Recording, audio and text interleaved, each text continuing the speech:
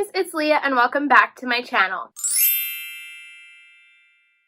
Today we're going to be reviewing the Aladdin film that just came out last night. For those of you who don't know, it's Disney's live-action remake of its classic Aladdin. If you guys haven't already, make sure you subscribe down below to my channel for more videos every single week. And let's get started talking about Aladdin, shall we? Oh my gosh. I honestly am still sick. So that's new.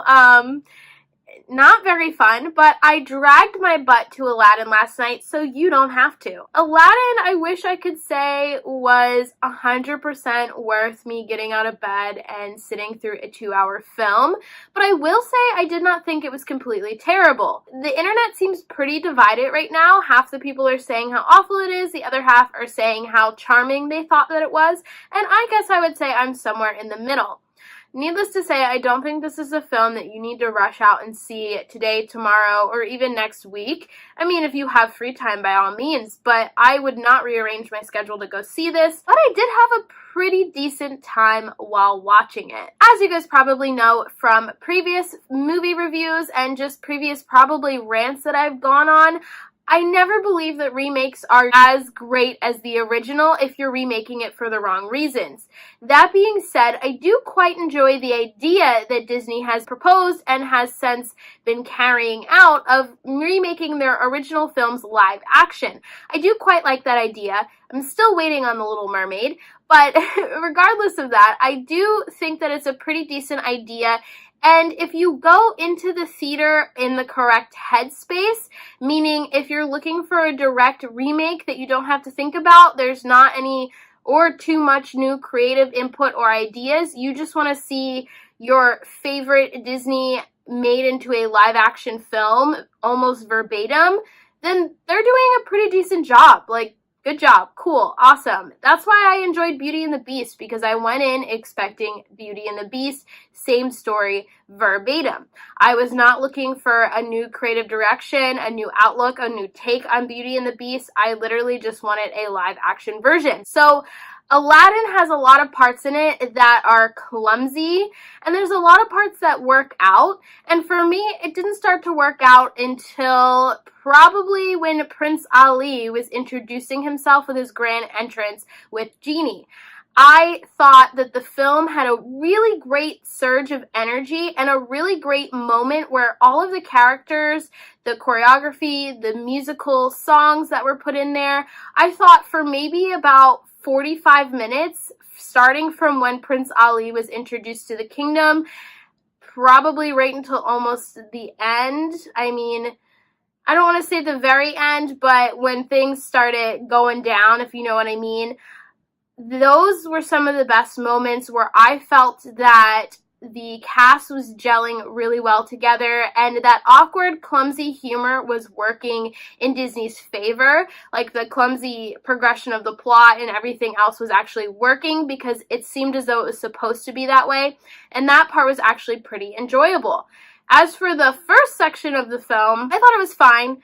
The first act was okay. It got us to where we needed to go. There's a lot of things that I would have cut, personally. I really disliked Jasmine's theme that she kept singing. Well, she only sang it twice, but it really stuck out because it was very awkward, especially towards the end, where there's a little bug in here. Probably because I moved my plants inside.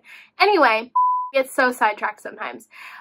Especially that one part at the end where she starts singing about how she won't be silenced. And I get that, like, Disney really wanted to make a point, and especially, like, I'm not sure if it was heightened because of the whole, women's movement that's been going on, which is great, but when they started, like, fading people in and out, and, like, that just didn't really work. It might work in cartoons, but for me, I was just like, okay, this is a little weird, it's a little try-hard, and it's giving me a little bit of a headache. I do want to touch on everybody's favorite topic about this film in general, besides the fact that it's a live-action remake of an original, is Will Smith's portrayal of Genie. Of course, no one can replace Robin Williams, and what really works for this film is they didn't try to.